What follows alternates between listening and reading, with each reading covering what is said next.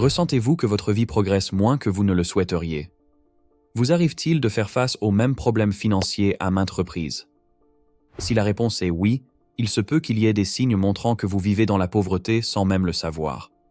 Dans cette vidéo, nous allons explorer 5 indications prouvant que vous êtes peut-être en situation de pauvreté, sans parler de la misère absolue. Entendez, pas d'accès à l'eau ou à la nourriture, mais plutôt des signaux de pauvreté au sein de nos sociétés modernes et avancées. Il est essentiel de prendre ce contenu au sérieux. Servez-vous-en comme d'un miroir pour jauger votre vie et repérer les domaines où vous pouvez vous améliorer. Prenez des notes, puis commencez à entreprendre ce qu'il faut pour optimiser votre situation financière et personnelle. À présent, voici 5 signes suggérant que vous êtes sans doute plus pauvre que vous ne le croyez. Avant de commencer, n'oubliez pas de vous abonner à la chaîne et d'activer la cloche de notification pour recevoir nos nouveautés dès leur sortie. Premièrement, si vous arrêtez de travailler, vous ne pourrez pas conserver votre mode de vie plus de 3 mois. Vous êtes-vous déjà demandé ce qui se passerait si vous cessiez de travailler du jour au lendemain? Quel que soit votre revenu actuel, pouvez-vous maintenir exactement le même niveau de vie pendant plus de 3 mois? Pour jauger votre stabilité financière, vérifiez votre capacité à faire face à un arrêt de travail. Et si la réponse est négative, si vous ne pouvez conserver votre train de vie au-delà de 3 mois sans rémunération, cela révèle la fragilité de votre situation. Comme on dit, mieux vaut prévenir que guérir, mais ici, prévenir signifie se préparer au pire. Imaginez que vous possédez tout, une belle maison, une voiture luxueuse, un niveau de vie élevé. Pourtant, tout cela peut s'effondrer en un éclair si vous perdez votre revenu principal.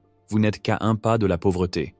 La clé, c'est la capacité de s'adapter et la flexibilité financière. Warren Buffett a déclaré « Ne comptez jamais sur une seule source de revenus. Investissez pour en créer une seconde. » Autrement dit, recherchez des façons de diversifier vos revenus pour pérenniser votre style de vie.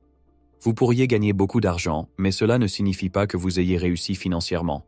Songez à ces entrepreneurs prospères qui investissent dans l'immobilier ou détiennent des parts dans différentes sociétés, etc. Ces rentrées de fonds passives leur assurent un flux constant d'argent, même s'ils doivent cesser de travailler.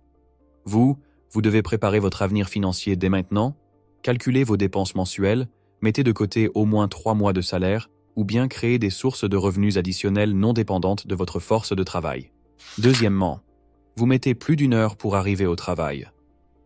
Le temps, c'est de l'argent, est une phrase que vous avez sans doute entendue maintes et maintes fois, mais la réalité est plus profonde. Vous pouvez toujours regagner de l'argent, mais le temps est la ressource la plus rare et irremplaçable. Si vous consacrez de longues heures à vos allers-retours domicile-travail, vous gaspillez une fraction considérable de votre existence, comptant rapidement. Si vous avez besoin d'1 heure pour aller bosser, puis d'1 autre heure pour rentrer, vous passez donc 2 heures en transport chaque jour. Sur une semaine de travail, cela donne 10 heures, et en un an, plus de 520 heures, 21 jours entiers de votre vie à faire la navette. Ce n'est pas seulement une perte de temps, c'est aussi un épuisement mental et corporel. Et peut-être qu'en fin de mois, vous vous rendez compte que vous dilapidez une bonne part de vos revenus en transport. Imaginez si vous employiez ce temps pour l'acquisition d'une nouvelle compétence, la pratique d'un sport profitable à votre santé, ou encore le démarrage d'un projet annexe.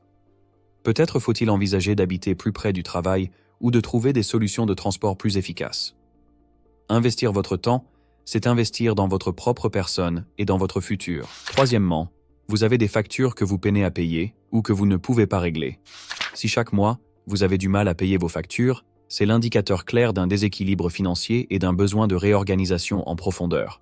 Disons-le franchement, vous est-il arrivé de recevoir un avertissement de coupure d'électricité ou d'eau?